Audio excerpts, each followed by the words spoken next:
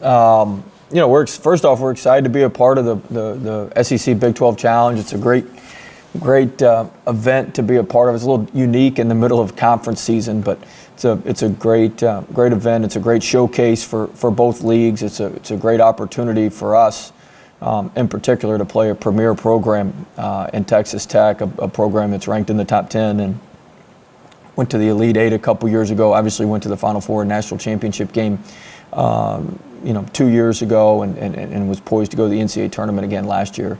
Ton of respect for Coach Beard, their entire program. They have as good of a organization, I think, as there is in college basketball, top to bottom, in terms of head coach all the way down through their support staff. They've done just a tremendous job at Texas Tech, and they've got a great team. They have tremendous culture. Their offense, they've got weapons offensively with Mac McClung. It kind of starts with him and Terrence Shannon. And those two do a great job scoring, getting to the free throw line. Tremendous offensive rebounders with Santos Silva, who we played against last year at VCU. McCullough is a very good offensive rebounder. Edwards is a good shooter. Tyreek Smith, who's from Baton Rouge, tremendous shot blocker, offensive rebounder. Burton, a guard, gets on the offensive glass, can attack. And then PV's a kid we recruited, who's a great offensive rebounder as well. So they've got just a tremendous team. They play extremely hard.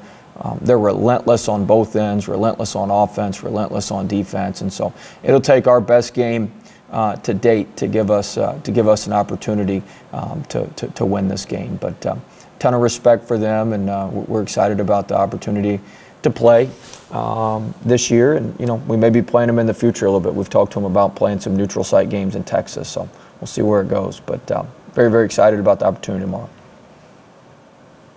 Hey, Coach, I know you mentioned Matt McClung. I mean, just talk about him as a player and the challenges he presents, and then does he remind you of any other player that you've ever faced or had on a team before? Well, I'm terrible at comparison, so I don't like to compare.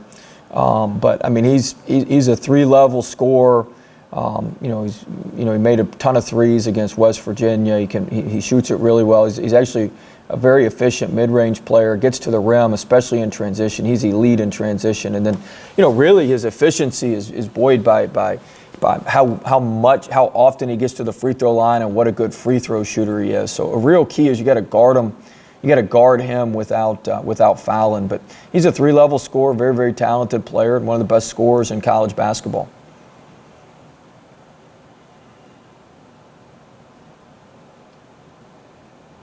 Perfect. Oh. Yeah, well, you just talked about, I guess, Matt McClung being a 3-level scorer and not fouling him. Is that the same way, basically, you guard Cam Thomas in practice?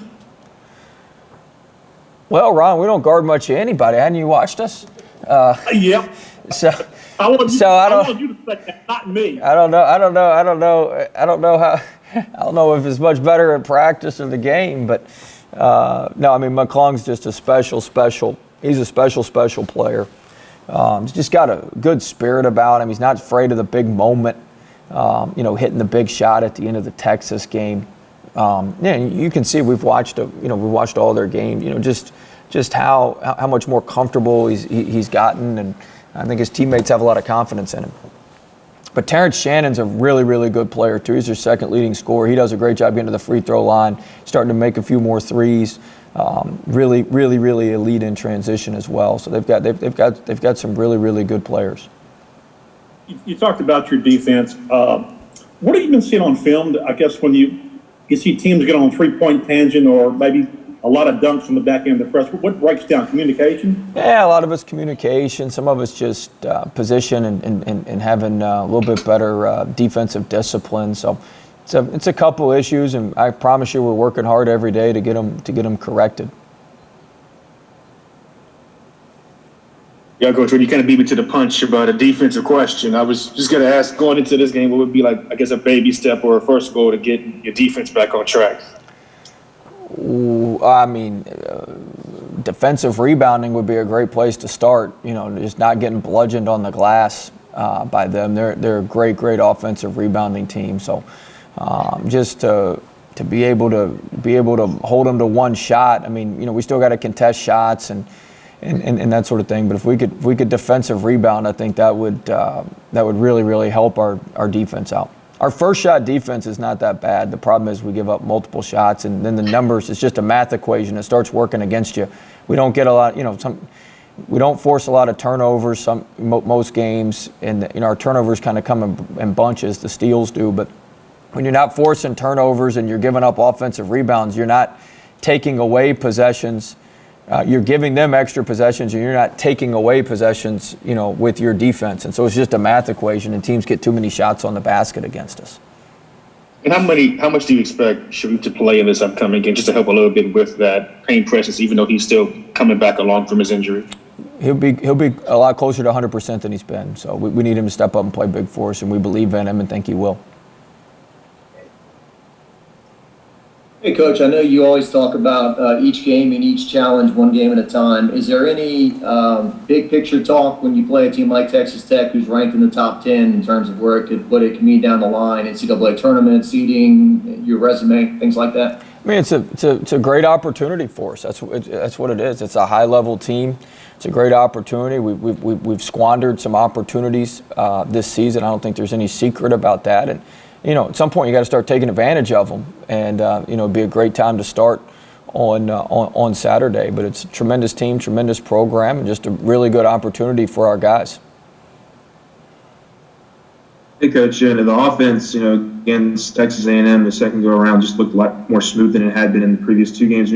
What do you kind of attribute that most to, just going back and looking at the film? Was it just getting out in transition? Or we got some easier baskets. We really ran in transition early in the game, and then we got a little bit more stagnant as the game went on. But it's just tough to score if you got to score every possession in the half court, which is what Texas Tech makes you do. That's why it's such a slog when you play them. And so, to be able to get it out in transition and get some easy baskets, I think was really, really helpful for us at A&M. I'm not sure those same opportunities are going to be there tomorrow afternoon. Yeah, well, I know this is a jumping ahead a little bit, but right now, when you look at the SEC, you feel like it's just, there's a separation from the top, then it's kind of muddled. There's a bunch of people together, and you've got a chance to make headway next couple of games against teams you lost to. What do you look when you look at the SEC race? What do you see? I hadn't looked at it that closely. I didn't even know we were in second place till I just taped the TV show segment and they told us. I haven't looked at it. Alabama's obviously running away with it. And then I think there's a bunch of us that are all right there next to each other. So, we just got to take it. I'm just trying to give you some coach speak, but I haven't studied it enough. I don't even know who all's around us. I know there's a bunch of us with 3 and 4 losses that are all right there next to each other. I think Missouri's in there, Florida's in there. Arkansas, I know, has won a couple in a row after they lost a couple in a row. Tennessee's obviously right there. I haven't studied it close enough to give you an educated answer, Ron. I just know if we win, we'll be in good shape. So we got to start winning. Right now, what separates Charlotte is it basically consists on defense. Defense is really mostly what's gone wrong. It's not even the defense. It's just consistency with rebounding. Is that? Obviously you can do drills on that, but how hard is that in a game? Especially in kind of like a zone. It's kind of, I know it's a man-to-man matchup, but still, it seems like there's difficulty in finding guys in space. Yeah, we've if we want to be the team that we're capable of being, we've got to do it. We've got to get the lights got to come on at some point, and so we're going to keep working on it till our last practice, and hopefully it'll click at some point. But we're going to keep working. That's all I know how to do. Anything else for Will? Okay, thank you. All right, guys. Thanks.